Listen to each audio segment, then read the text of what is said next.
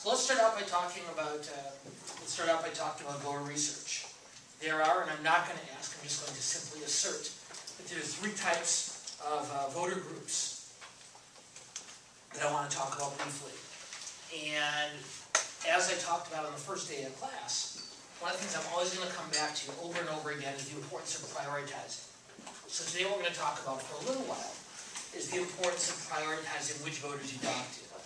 Let's see, now we talked about that last week a little bit in terms of saints and sinners and salvageables, but I want to dig a little bit deeper now, particularly within that saint and salvageable category, of what types of voters to target, which types of voters to prioritize by voter group. And there are three types of voter groups that I want to talk about briefly today. I want to talk about targeting geographically. I want to talk about targeting demographically. And finally, want to talk about targeting by interest group. Now, geographic targeting in a state and national campaign is going to be of more apparent relevance than in a local or a legislative or a school board race. But when you target a message geographically at the national level by state, or within a state, by urban area or by media market, you're targeting a much wider expanse of geography. But even in a legislative district, even in a city council district, even in a particular community, targeting geographically is an important way to begin to categorize the way you set priorities for your voters. And the reason for that is fairly self-evident, which is for better or worse in our society.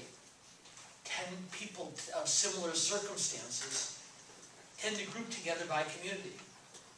Sometimes that's economic circumstances. Sometimes it's cultural and demographic circumstances.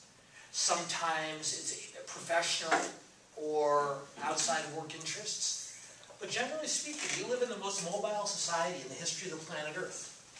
And what a mobile society means is that we're much more likely to choose to live in neighborhoods and communities with people who we share some type of characteristic, whether that be economic, professional, cultural, social, or otherwise.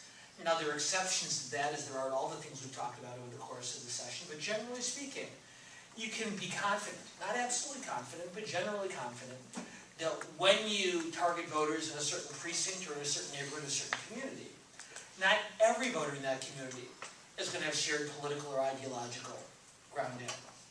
But odds are more likely than not that they are going to. Now again, there's exceptions to that.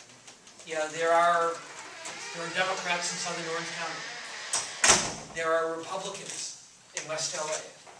But they tend to be pretty dramatically outnumbered by people who've chosen to live in those areas for any number of reasons, which tend to manifest themselves, not just economically and socially and culturally and professionally, but therefore politically and ideologically as well.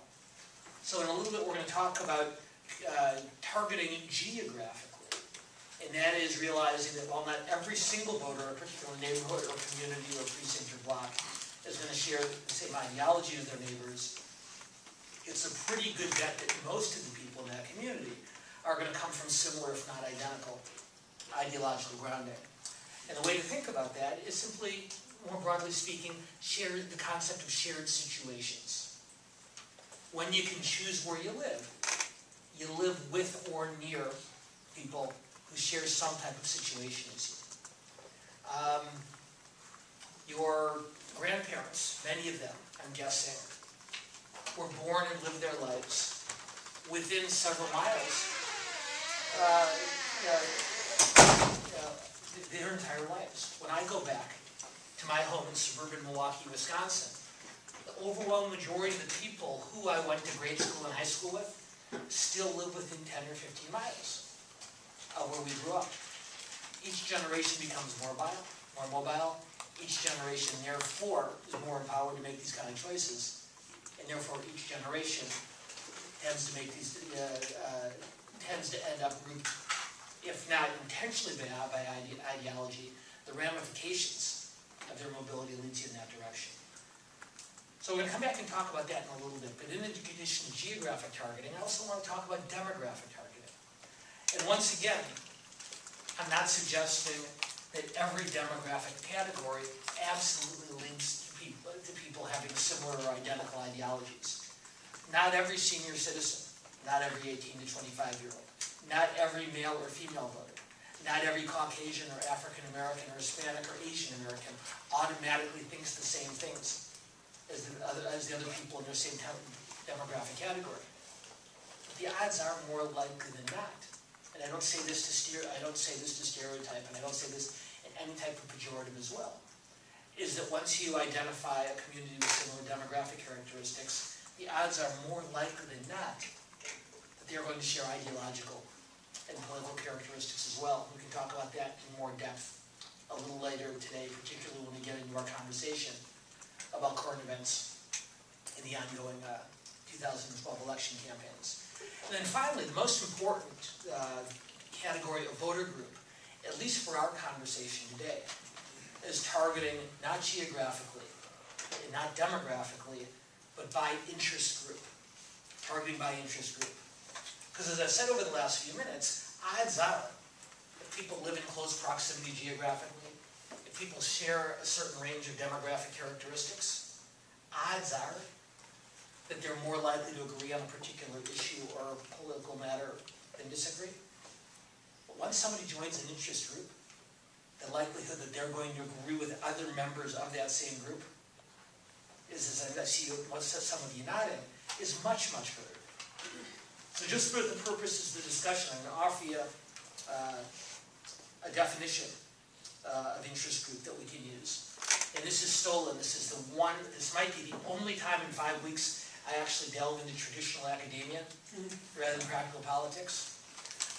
But for those of you who are interested, not only in local, but in national elections, there's a terrific book written by the late political science professor at UC Berkeley, Nelson Polsby, called Presidential Campaigns. And in that book, he posits that an interest group is defined as follows. Interest groups are collections of people who are similarly situated with respect to one or more policies of government, and who organize to do something about it. Interest groups are collections of people who are similarly situated with respect to one or more policies of government, and who organize to do something about it. Now, if you take Professor Polsby and his partner Aaron Moldavsky's definition and translate it from its original academia into English, what are they saying? What's an interest group? Interest groups are people who care about something and who want to do something about it. And when you make the proactive decision to join an interest group, again, it means almost by definition that you have similar, not necessarily identical, but similar policy and ideological priorities as the other people in that group.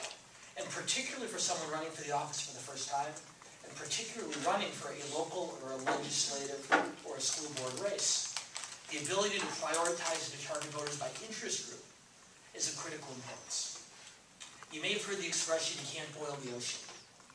And what that means is even in a local or legislative campaign is you can't talk to every voter, at least not to the degree of detail that you would like and they might like. So you prioritize. And there are 3 advantages of prioritizing. There's 3 advantages of targeting by interest group. Number 1, it's more efficient. You're not trying to talk to every voter. And you're not trying to figure out which of the voters you talk to are saints or sinners or salvageables, because that's going to take some time. But once someone is a member of an organization that's identified with a particular political or policy or ideological priority, you have an idea at the outset as to whether they're likely supporters or certain opponents, or somewhere in between. But second, they already communicate with each other. So rather than trying to communicate with a much broader range of voters across your community and trying to figure out whether the best way to communicate with them is online or through the news media or standing outside the local supermarket, you know that there are mechanisms in place for communicating with this interest group. Why? Because the leaders of that interest group have set up mechanisms through which they can communicate with their followers. So it's much more efficient. Much more efficient in terms of time. Much more efficient in terms of resources, and much more efficient in terms of energy. That communications infrastructure already exists, rather than creating one of your own, all you're doing is tapping into it. Second, the other advantage, the next advantage, of targeting and prioritizing by interest group. It goes back to a concept we discussed in the very first class, that of borrowed biographical credibility. Because what you're doing when you're communicating with the members of an interest group is you're borrowing the biographical credibility of that group's leaders, or failing that, of one or more of that group's members. So if Bertrand is not necessarily even the leader, just a member of an interest group that cares in particular about school safety, kids in our communities getting to and from school safely. Well, if he takes me to that group meeting, already he's vouching for me. He's not only providing for me a communications mechanism so I don't create my own, but every other member of that group is thinking to him or herself, wow, if Bertrand brings this guy in, I've never seen him before, I've never heard of him. But I get to borrow his biographical credibility. So I'm certainly still going to have to prove myself at a certain point, but I start with a built-in advantage. Because at best, the leader, if not a member of an interest group that is communicated with the other members of that group, vouches for me, at least, if not actually formally endorsing me, at least tacitly endorses me by bringing me into that communications network. And then third, and most importantly, more important than the efficiency of communicating with members of an interest group, and more important than the credibility, the advantage of credibility you start with when talking to members of an interest group. The most important advantage goes back to a concept we discussed on the very first class as well. Remember the most cynical thing that I said? I know there's been a lot of them, but the single most cynical, I said people don't care. People don't care, comma, at least they don't care as much as I do.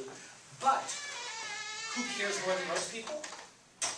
Members of interest groups. By definition, if you've decided to join Bertrand School Safety Group, if you've decided to join Allie's, clean up our parks group, if you've decided to join Brent's neighborhood watch group, you care about something already more than most people do.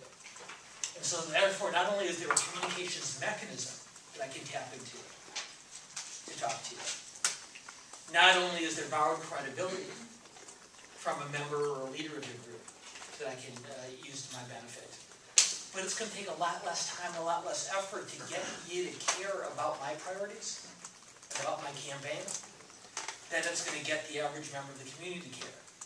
Why? Because caring is contagious.